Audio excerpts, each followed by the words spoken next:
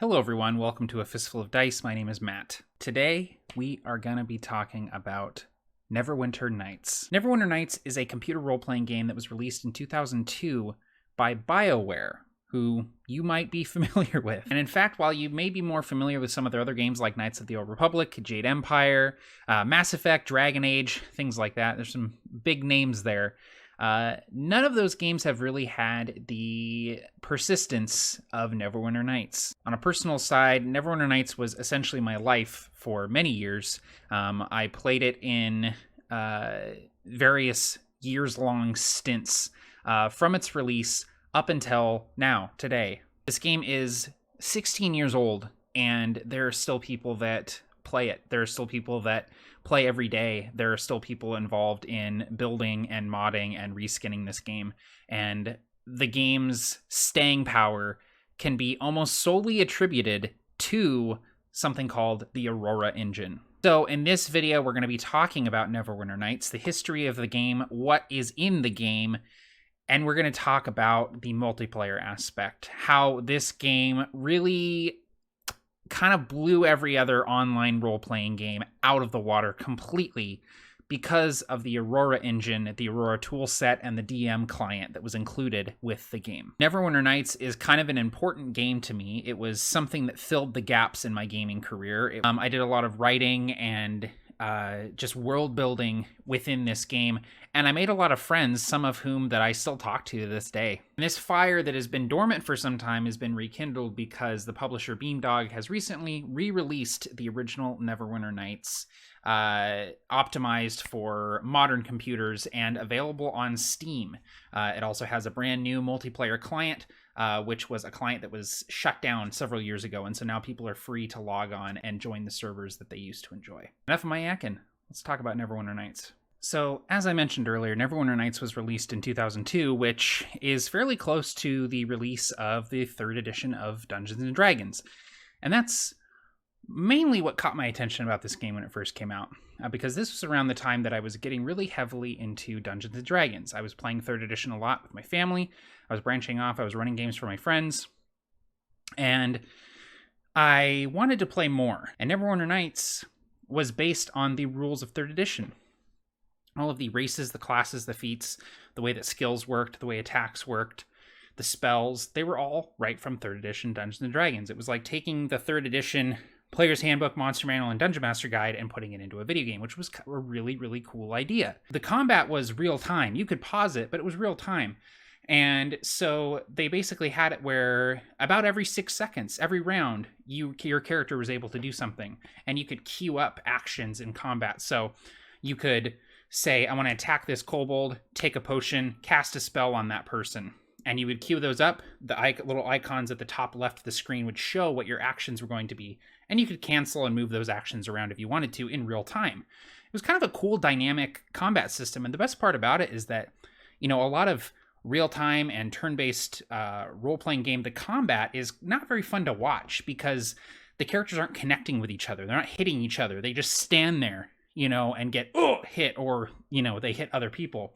In Neverwinter Nights, the combat was dynamic. People would parry blows with shields and swords. They would dodge attacks. They would get hit. Arrows would stick in armor and in shields, and you could see them sticking out. It was really neat. The spell effects were fantastic. A lot of the higher level spells would seriously lag out your computer. Like if you cast like Hellball or something like that, you'd usually get a little lag spike from just the frame rate dipping from all of the things that were happening. It was so fun, and for someone that was getting into Dungeons & Dragons very heavily, it came at the perfect time, and I instantly fell in love with it. This is a game that I've played the main campaign of multiple times, but the first time I played through it, I did so with my dad, and that was a really cool thing because I grew up playing games like Baldur's Gate 2, with him, co-op, over the local area network. And that was something that we were able to do again with Neverwinter Nights. And it was cool because it was fully 3D. You could rotate the camera wherever you want.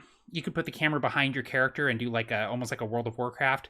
You could do top down, closer to isometric sort of stuff like Baldur's Gate. I have a lot of fun memories of playing through the campaign of this game. There's also 3 expansions to this game. Shadows of Untitled, Hordes of the Underdark, and Kingmaker, which were all released within a couple years.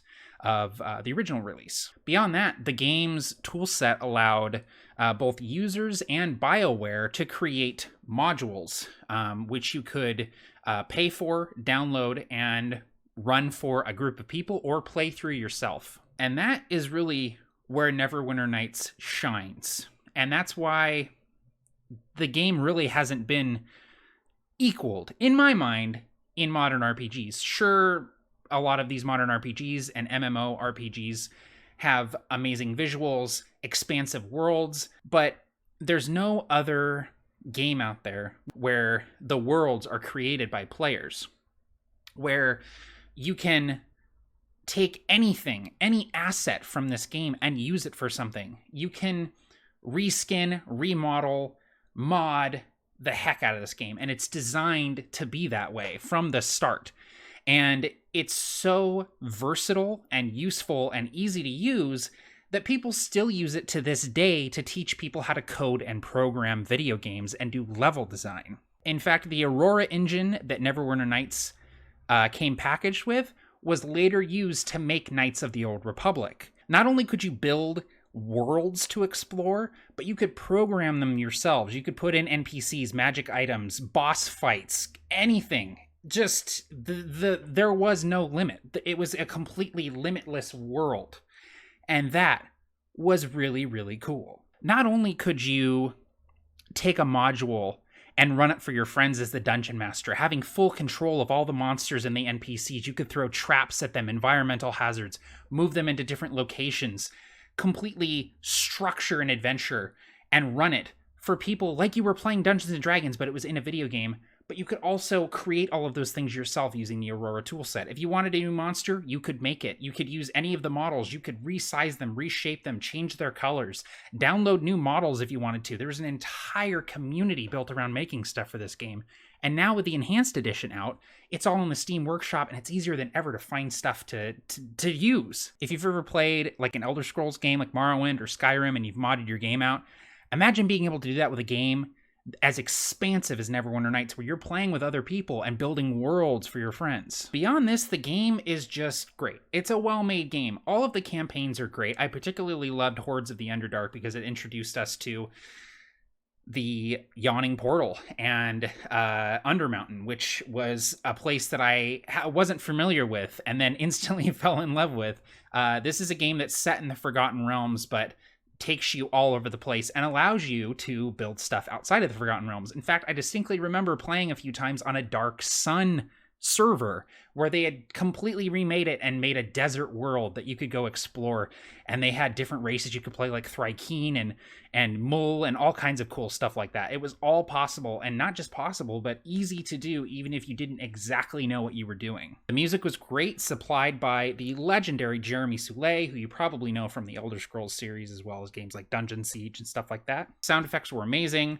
Voice acting was really solid, and the stories themselves were engrossing and made for fun adventures. I got really invested in these campaigns, and even to this day, playing through them, I still find myself being drawn into the characters and their arcs. I mean, BioWare is really good at that, and they used to be even better at it back when they were making games like Neverwinter Nights and Knights of the Old Republic, Jade Empire, things like that. Something I kind of want to do now is, now that I've kind of explained the game and how it works and sort of the versatility of the Aurora toolset and the possibilities of the DM client, I want to talk about some of my experiences playing this game online. So as I mentioned, this game allowed for player-controlled servers, player-hosted servers. What this meant is that you could create persistent worlds. You could create a world, host it on a server, and people could log on and play in your world and explore it. And you could have DMs who were in charge of running the adventures for that persistent server. I've played on a lot of these persistent servers, but the one that I spent the most time on, that I spent literal years of my life on, was a server called the Island of Thane. Now, it's not listed in the public server listings, but if you go to thane.org, you can find the IP address to join this server if you do feel like checking it out. The Island of Thane was a role-playing server, which meant that you had to speak in character. Some of the servers were PvP-based, some of them were not role-play, you just would, go do quests together. This was a server that was primarily role-play based. You built a character, and you acted like that character. You would go on adventures, do quests, get involved in the happenings on the Island of Thane, as your character. And I played on the server for so long and had so many amazing experiences and not so amazing experiences that I just kind of want to rattle off some of the memories, the stories that stick out in my mind even after all these years. I remember playing a dwarf character, and I had joined a faction of dwarves who were they were called the Stewards, and they were sort of protectors of the dwarven city on the island of Thane. And one of our own had been captured by Duergar down in the Underdark, and so we organized a rescue mission to go get them. This was all instigated, planned, organized by players and a dungeon master. None of it was scripted into the server. We just did this on our own, and it became this big, sort of weeks-long thing. We finally tracked this steward down in the Underdark and decided to siege the Duergar fortress. What ended up happening is a small strike force of dwarves snuck into the fortress to try and get her out, while we created a distraction on the bridge leading to the fortress. With the DM online, what transpired was a 4 or 5 hour battle, which amounted to literal days in-game, holding off onslaught after onslaught after onslaught of Duergar, who attempted to break our shield wall, but we did not break. There was maybe 5 or 6 of us dwarves with tower shields locked together. We all were Dwarven Defenders, which was a special prestige class that was available in 3rd edition that allowed you to essentially become a wall. You would not move, you would stick in place, your AC would go up, your ability to not be pushed around, shoved around, knocked down would all go up. You would basically just stay in place, increase your AC, and stay there and not let anyone get past you. We all went into this sort of wall mode, creating a shield wall, and held off this onslaught of Duergar. It was amazing. And it was like right around the time that the movie 300 was coming out. And so it was just this perfect sort of shield wall combat. A few times the shield wall would break, the Duergar would get past, we'd have to reform. People would go down, we'd have to heal them. We had clerics behind us, we had archers behind us with crossbows. It was so cool.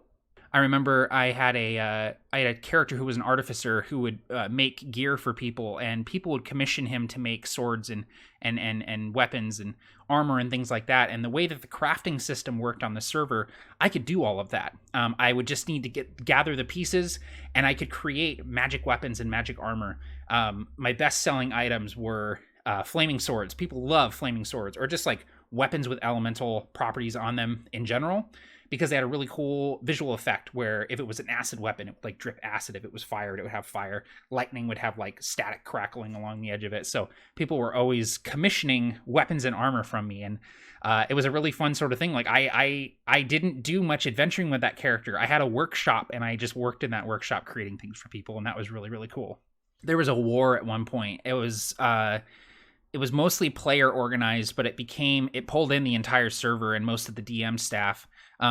What ended up happening is there was a halfling village that got destroyed by Thane red wizards, and I was playing the aforementioned artificer. He was a gnome, but he lived in this halfling village, and so a bunch of the we called them the right-sized folk, the gnomes and the halflings who called this place home, became refugees. We had to find somewhere else to live, but we managed to go and visit a lot of the other factions, a lot of the other, both player factions and NPC factions, because you could just create factions if you wanted to. It was so cool.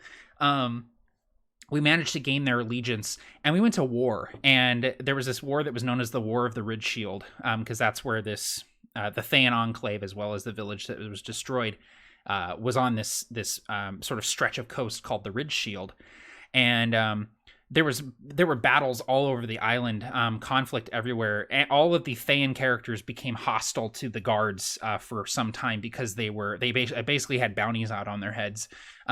We laid siege to their fortress for weeks. They completely changed the server and the way that places looked.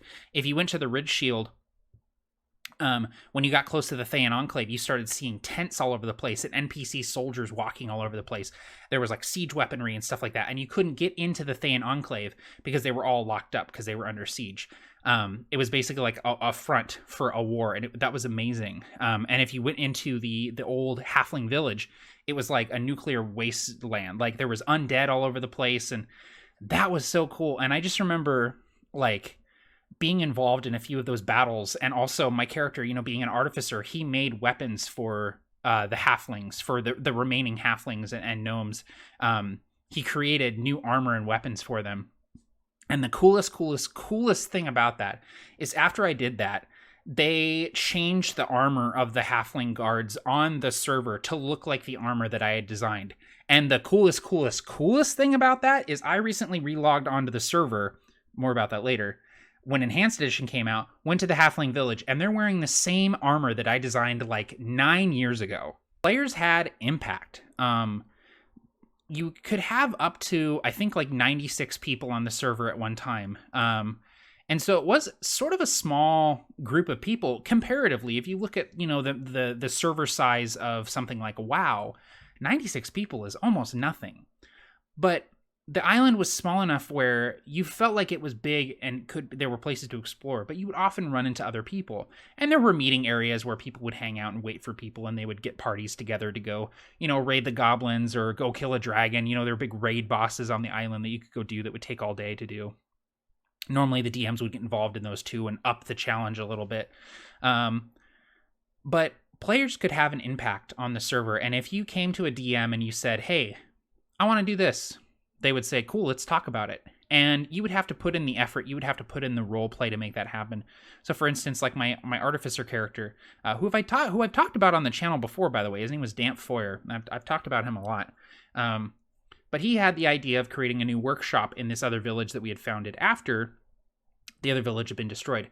And I worked with a DM and I said, I'd like to create a workshop, but I had to make it happen. And so I had to collect, the materials necessary to do something like this. I had to convince the dwarves of Hammersong, the dwarven city, to supply us with stone and metal to help us build the workshop in exchange for me making them weapons and armor.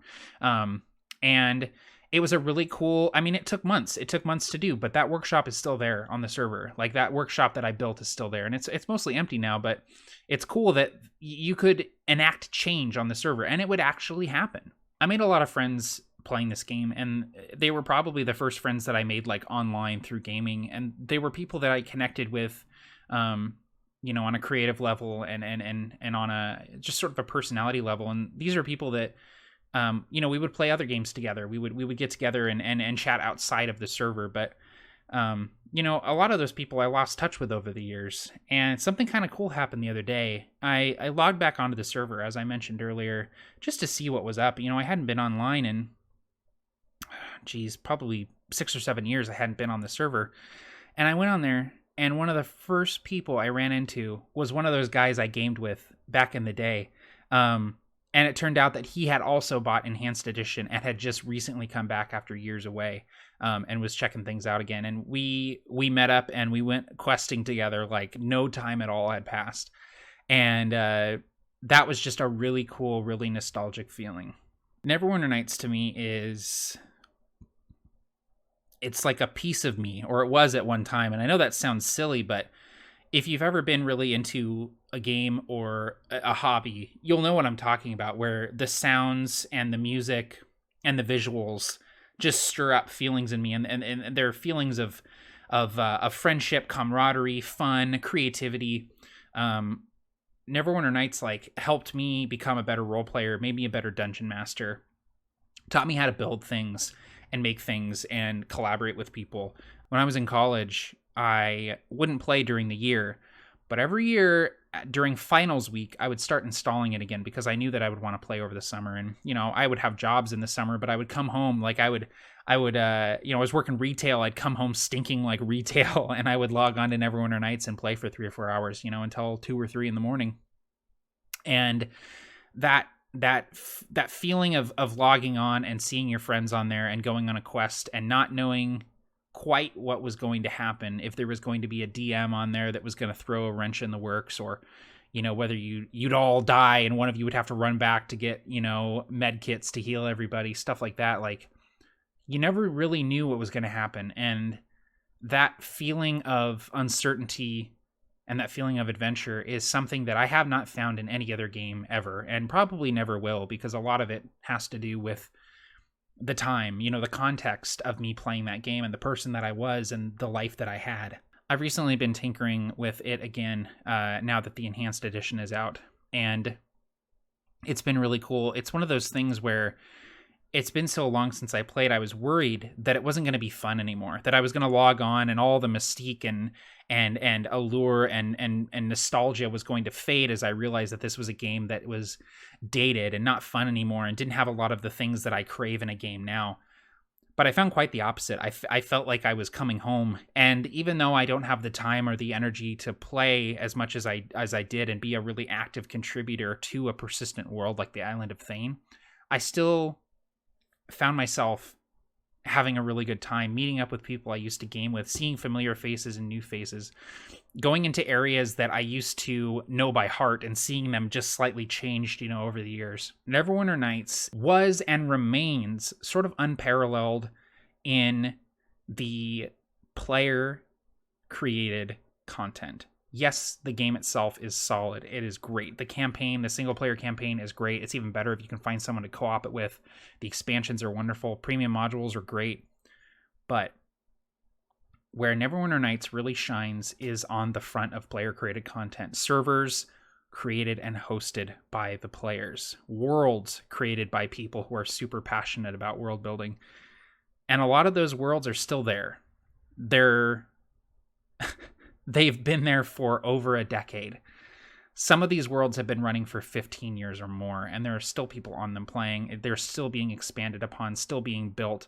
There are wars happening on these persistent worlds. There are struggles, conflicts. There is romance and danger.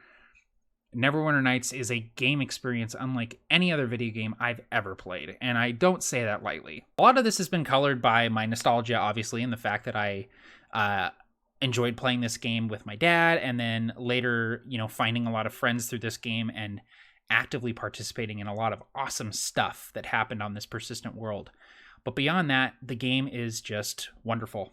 And I'm really excited that the enhanced edition is out now and that the multiplayer community is once again sort of burgeoning. One of the most popular RP servers, which is called Aerolith, they have 3 servers for different areas of the world. All 3 of them were full yesterday when I logged on, and that's really cool. Neverwinter Nights is $20 right now on Steam, the enhanced edition. It's absolutely worth it if you've never played it, to play through those single-player campaigns. They're classic role-playing game campaigns. They're up there with the likes of Baldur's Gate 1 and 2 in my eyes. And beyond that, the multiplayer content, like I mentioned, is just...